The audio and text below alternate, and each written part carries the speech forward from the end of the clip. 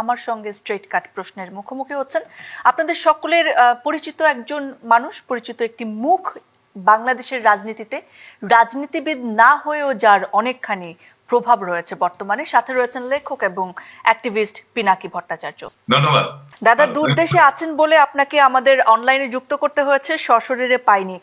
এর কারণটা জেনেই শুরু করতে চাই আজকের আয়োজন। কেন দেশ ছাড়তে বাধ্য হয়েছেন যখন দেশকে নিয়ে এত ভাবনা আপনার, এত কিছু করতে চান আপনি, এত স্বপ্ন আপনার, কেন অ্যাসাইলাম প্রার্থী হতে হলো বিদেশে গিয়ে?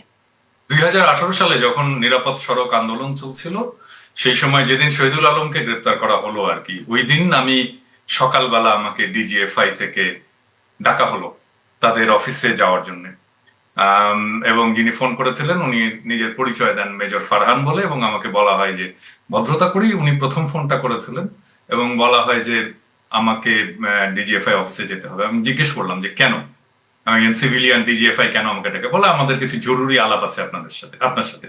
বললাম আলাপ আছে, ঠিক আছে ফাইন, আপনি আসেন, আমার অফিসে আসেন, আমার বাসায় আসেন, একটা কোনো নিউট্রাল জায়গায় আসেন। প্রথমে মনে হলো অ্যাপারেন্টলি সে দেখা করতে চায়, বললো যে আমরা একটু পরে জানাচ্ছি, আমার বসের সাথে আলাপ করি। একটু পরে 5 মিনিটের মধ্যে আমাকে ফোন করে খুব রূঢ় ভাবে তখন বলল আপনাকে আজকেই আসতে হবে এবং সন্ধ্যার আগেই আসতে হবে ডিজিএফআই অফিসে। তো আমি আমার বন্ধু বান্ধব, আমি যাদের সাথে হিউম্যান রাইটস অ্যাক্টিভিজম করতাম তাদের সাথে কথা বললাম, এবং সবাই, এবং এর মধ্যে আছেন আজকের সরকারের মন্ত্রী মহোদয় শুভ্র ভাই, ওনারা সবাই বললেন যে আমি যেন না যাই ডিজিএফআই অফিসে এবং আমি যেন লুকিয়ে পড়ি।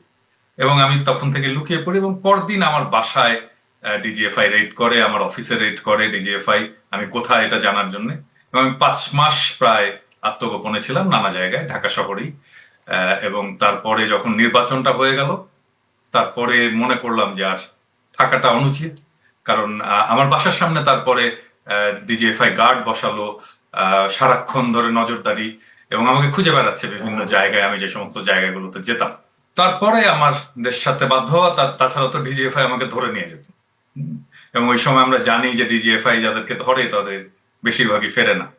তো আমি ওই সময় আসলে যারা গুম হয়েছে তাদের একটা ডকুমেন্টেশন করছিলাম।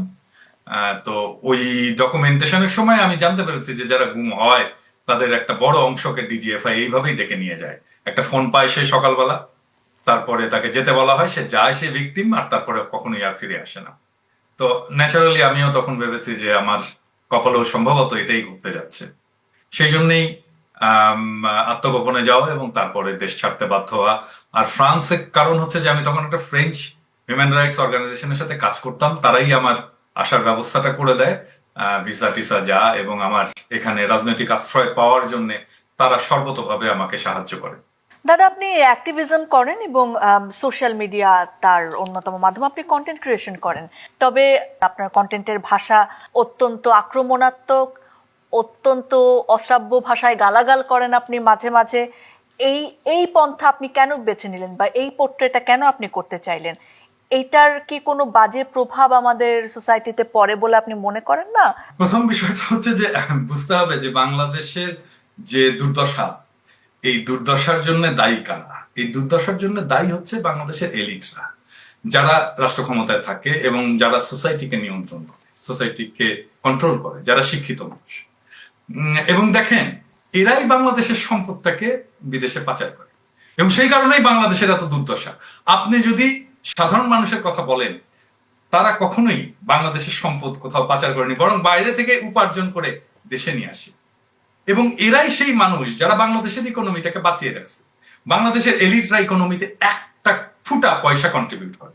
বাংলাদেশের ইকোনমিতে তারাই কন্ট্রিবিউট করে যারা মেশিন চালায় গার্মেন্টসে, যারা ঠেলা ঠেলে, যারা রিক্সা চালায়, যারা শ্রমিক হাতুড়ি পেটায়, যারা বিল্ডিং তৈরি করে, যারা বাস চালায়, যারা টেম্পু চালায়, খেতে ফসল ফলায়, তারাই হচ্ছে বাংলাদেশের ইকোনমির চালিকা শক্তি। এবং এরা বাংলাদেশের ইকোনমিকে দাঁড় করে রাখছে।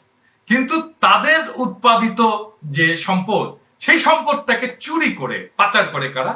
এলিটেরা।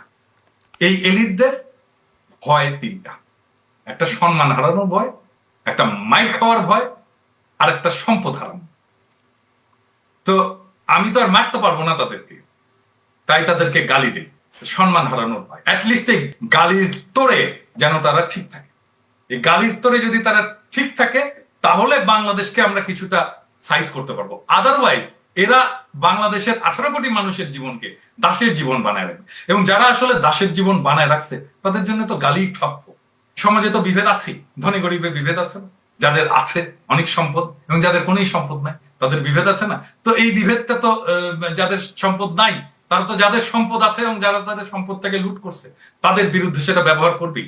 এবং এটাই আমার কমিউনিকেট করার রাস্তা, এটাই আমার জনগণের সাথে। মানে আপনি গালিকে নিজের অস্ত্র হিসেবে বেছে নিয়েছেন। এত গালি আপনি কোথায় শিখলেন সেও এক আশ্চর্য। নিশ্চয়ই আপনার কাছে কোনো অভিধান আছে।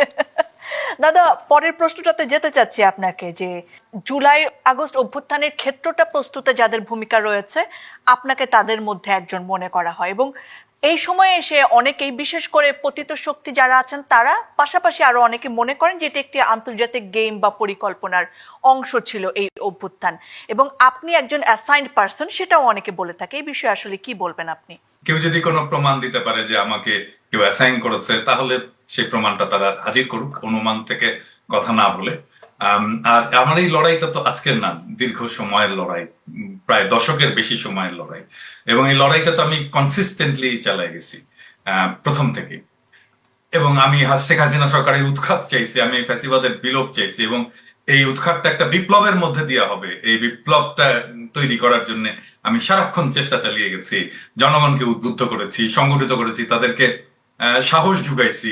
তারা যখন হতাশ হয়ে পড়ছে তখন তাদেরকে আশা জুগাইছি। আমি এইভাবে আগে গেছি, এবং এটা তো আমার ঘোষিত লক্ষ্য। এমন তো না যে আমি এটা হঠাৎ করে একদিন এটা আবিষ্কৃত হলো, তা তো না, এটা ঘোষিত লক্ষ্য। এই ঘোষিত লক্ষ্যটা আসলে কবে থেকে হলো এটাই একটুখানি জানতে চাই। আপনি গণজাগরণ মঞ্চের পেছনের একজন কারিগর ছিলেন, আপনি জামাতে ইসলামের রাজনীতির বিরুদ্ধে কথা বলেছেন, এবং আওয়ামী লীগের সাথে আপনার কখন আসলে এই দূরত্ব তৈরি হলো? আপনি কেন আসলে আওয়ামী বিরোধী মানুষ হয়ে উঠলেন? এটা কি এজন্য যে আপনার সঙ্গে তাদের কোনো দর কষাকষি মেলেনি, নাকি অন্য কোনো কারণ আপনি আবিষ্কার করেছিলেন একটা সময়ের পরে?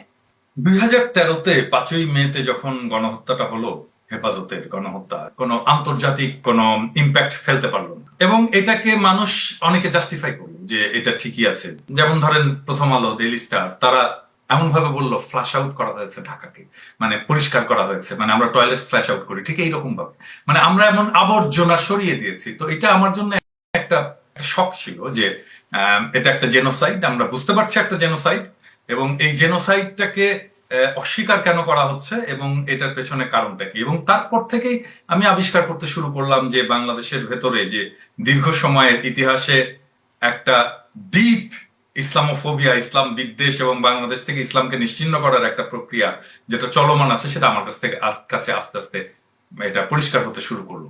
আমি তখন সিবিবি করতাম, তো আওয়ামী লীগের সাথে সম্পর্ক মানে সিবিবির সাথে আওয়ামী লীগের যে সম্পর্ক সেটাই আমার সাথে আওয়ামী লীগের সম্পর্ক ছিল। আওয়ামী লীগের বিরুদ্ধে কেন, আমি তো এখন বিএনপির বিরুদ্ধে বলি, তাই না? আমি আমার নিজের দল সিবিবির বিরুদ্ধে বলি, তাই না? মানে সিবিবির বিরুদ্ধে সবচেয়ে বড় ক্রিটিক তো আমি। তো এটা না যে আমি এক সময় একজনের সাথে লড়াই সংগ্রাম করেছি এবং সেই জন্য এক সময় আমার রাজনৈতিক এলাই ছিল, সেই জন্য শেষ চিরজীবন আমার রাজনৈতিক এলাই থাকবে। যদি তাই হতো তাহলে বাংলাদেশের জন্ম হতো না, কারণ শেখ মুজিব তো মুসলিম লীগের কর্মী ছিল, তাই না? পাকিস্তান আন্দোলনের নেতা ছিল শেখ মুজিব, ছাত্র নেতা ছিল। তো তাহলে সেই শেখ মুজিব পাকিস্তান ভাঙবে কেন, তাই না? তাহলে তো একই জিনিস হয়ে গেল।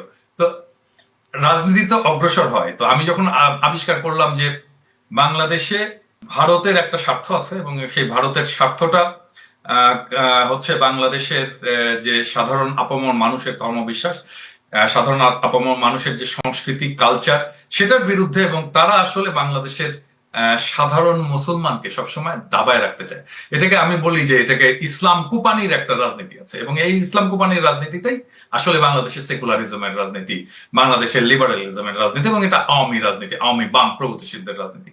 এবং এইটাকে ফাইট করতে হবে। এটাকে যদি ফাইট করা না যায় তাহলে বাংলাদেশ এইরকম ফ্যাসিবাদে বারবার করে পড়বে, এবং পড়েছে।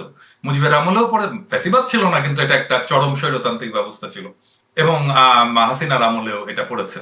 এবং আমরা এখনো এটার বিপদ থেকে মুক্ত না, যদি না পর্যন্ত আমরা বাংলাদেশে ভারতের যে স্বার্থ সেটাকে সাকসেসফুলি ফাইট করতে না পারি, তাহলে এখনো আমরা মুক্ত না, আবার আমরা এসে ফ্যাসিবাদের গাড্ডার মধ্যে পড়ব।